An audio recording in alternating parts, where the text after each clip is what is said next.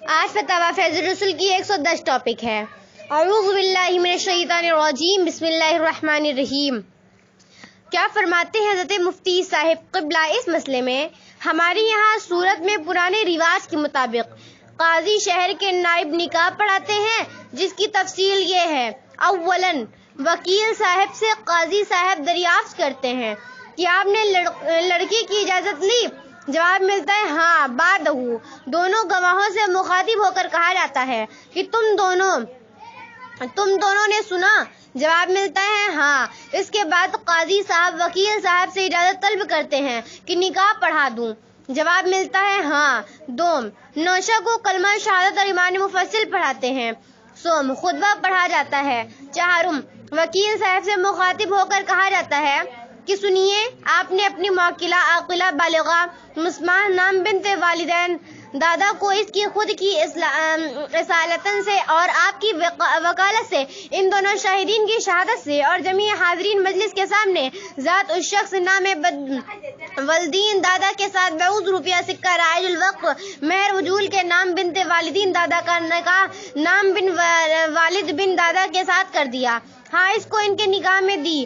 ہاں۔ پنجم نوشہ سے مخاطب ہو کر کہا جاتا ہے کہ سنیے جناب، نام صاحب کی عاقلہ بالغہ مسمع نام بنت والد بن دادا کو اس کی خود کی اصالتاً سے اور جناب وکیل نام بن والد کی وکالت سے اور ان دونوں شاہدین کی شہادت سے اور جمیع حاضرین مجلس سے کے سامنے بعض روپیہ عدل سکہ رائج الوقت مہر و معجل کے صحیح شران اصالتاً وکالتاً نام بنت والد کو آپ نے اپنے نکاح میں قبول کی؟ ہاں۔ آپ نے اپنی زوجیت میں لی؟ ہاں۔ پڑھو۔ فَقَبِلْتُهَا وَتَزَوَّجْتُهَا وَنَكْتُهَا۔ ششم دعا پڑھی جاتی ہے۔ کیا مذکور بالتفصیل سے پڑھایا گیا نکاح درست ہے؟ زید کہتا ہے یہ نکاح فضولی ہے۔ اگر لڑکی نے بعد میں انکار کر دیا تو نکاح فسخ ٹوٹ ہو جائے گا، اور تو یہ اس کا کہنا ٹھیک ہے، اگر نہیں ہے تو صحیح طریقہ سے آگاہ فرمائیں۔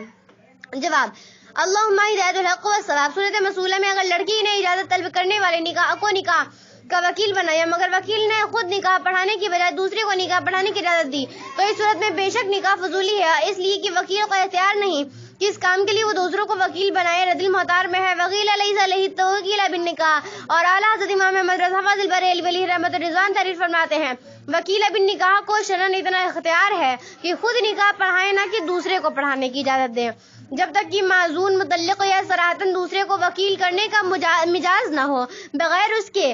اگر اس نے دوسرے سے نکاح پڑھوایا تو صحیح مذہب پر نکاح بلا اذن ہوگا، اگرچہ عقد اس وکیل کے سامنے ہی واقع ہو۔ فی رد المحتار ان العلامۃ الرحمۃ الحموی ان کلیم الامام محمد فی الاصل ان مباشرۃ وکیل الوکیل بمحضرۃ الوکیل فی النکاح لا تکون کما بشرۃ وکیل بنفسه بخلافۃ بالبیع۔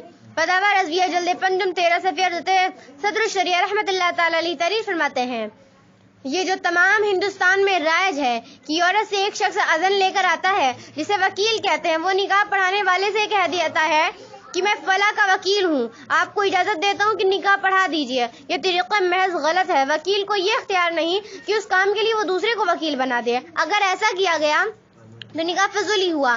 اجازت پر موقوف ہے۔ اجازت سے پہلے مرد عورت ہر ایک کو توڑنے کا اختیار ہے، بلکہ یوں چاہیے کہ جو نکاح پڑھائے وہ عورت یا اس کے ولی کا وکیل ہے بنے، خواہ یہ خود اس کے پاس جا کر وکالت حاصل کرے یا دوسرا اس کی وکالت کے لیے اذن لائے کہ فلاں ابن فلاں کو تو نے وکیل کیا کہ وہ تیرا نکاح فلاں بن فلاں سے کر دے۔ عورت کہے ہاں۔ بہار شریعت حصہ ہفتم 13 صفحہ اور 14 صفحہ۔ مگر جب کہ اس علاقے میں یہ بات معروف ہو کہ وکیل خود نہ پڑھائے گا بلکہ دوسرے سے پڑھوائے گا، تو اذن کے ضمن میں دوسرے کو بھی اذن دینے کا عرفاً اذن مل گیا۔ فإن المعروف كالمشروع كما هو من القواعد المقررة الفقهية۔ اور وکیل کو جب اذن تو قیل ہو تو بے شک اسے اختیار ہے کہ خود پڑھائے یا دوسرے کو اجازت دے۔ فی الاشباح لا يقول الوکیل الا باذن او تعیین۔ اس تقدیر پر نکاح فضولی نہ ہوا بلکہ نافذہ اور لازم واقع ہوا، مگر یہ اسی صورت میں ہوگا جب کہ اس طریقے نکاح کی شہرت ایسی عام ہو کہ کنواری لڑکیاں بھی اس سے واقف ہوں اور جانتی ہوں کہ وکیل خود نہ پڑھائے گا، دوسرے سے پڑھوائے گا۔ وَإِلَّا لَمْ يَكُنْ مَعْرُوفًا فَإِنَّهُنَّ فَلَا يَجُوزُ الْمَشْهُودُ فِي الْحَقِّهُنَّ. یہ سبھی صورت میں ہے کہ وکیل اصلی نے نکاح کے بعد کوئی ایسا کلمہ نہ کہا کہ جس سے اس نکاح کی رضا ٹھہرے، ورنہ خود اس کے جائز کر دینے سے جائز ہو جائے گا. اگر اسے اذن تو وکیل نہ ہو توکیل نہ ہو. فی الاشباح الوکیل اذا وکل بغیر اذن وتعمیم وجاز فعل وکیل فعل الطلاق بعتق وهو تعالی اعلم بالصواب والیہ المرجع والمآب. ہمارے یہاں رواج ہے کہ بالغہ لڑکی کے والدین لڑکی کی نسبت سے اجازت لیے بغیر طے کر لیتے ہیں اور لڑکی اس نسبت کی مخالفت بھی نہیں کرتی ہے. کچھ دنوں کے بعد نکاح کا وقت آتا ہے تو دو وکیل دولہا کی طرف سے اور دو وکیل دلہن کی طرف سے دلہن کے باپ کے پاس جا کر کہتے ہیں کہ فلاں بن فلاں کا نکاح تمہاری فلاں لڑکی کے ساتھ کتنے مہر پر کر دیا جائے. تو باپ بغیر لڑکی سے اجازت لیے ہوئے مہر بتا دیتا ہے اور نکاح پڑھانے کی اجازت دیتا ہے. وکیل آ کر نکاح خواہ سے کہتے ہیں کہ فلاں بنت فلاں کا نکاح اتنے مہر میں فلاں بن فلاں کے ساتھ پڑھ دیا جائے. تو نکاح خواہ دولہا سے 3 مرتبہ کہتا ہے کہ فلاں بنت فلاں کو اتنے مہر کے آج اپنے نکاح میں قبول کرتے ہو کہ نہیں. تو دولہا ہر مرتبہ جواب میں کہتا ہے کہ میں نے قبول کیا. اب نکاح خواہ خطبہ نکاح پڑھتا ہے.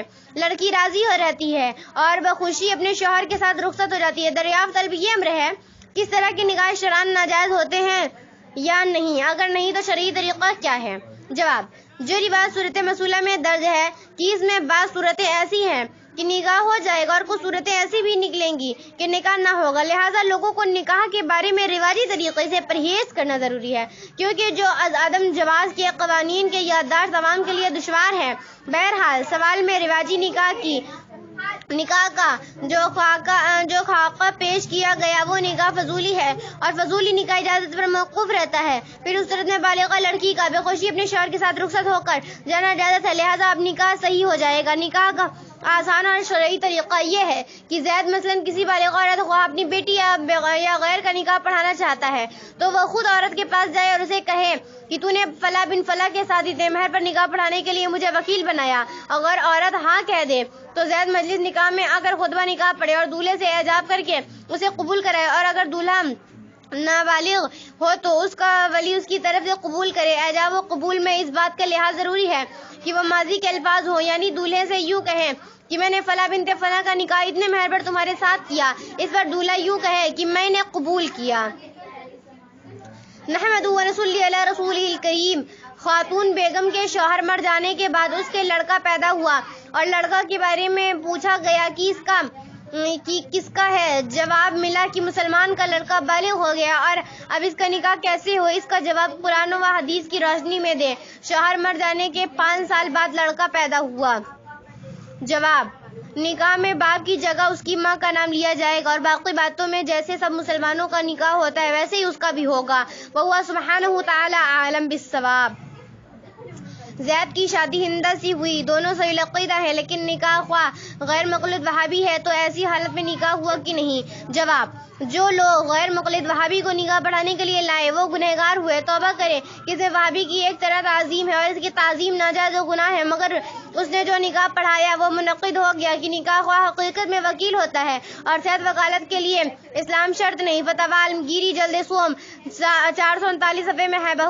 بہوز وکالت المرتضی بین وکل مسلمۃ مرتضی وکذلک ان مسلم وقت توکیل ثم ارتضى وهو على وكالتها الى ان يلحق بدر الحرب فبدل وكالته كذا في البدء وهو تعالى عالم. محمود نے اپنی بیوی ہندہ کو طلاق دے دی. ہندہ کے محمود سے ایک لڑکا زید بھی تھا.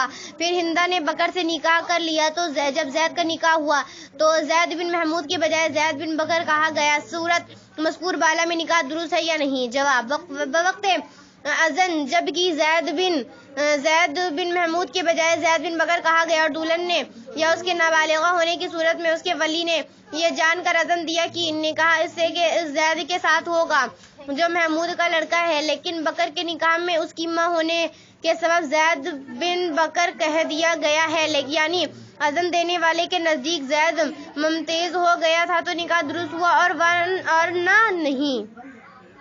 وَهُوَ سُبْحَانَهُ تَعَالَى عَالَمُ بِالصَّوَابِ.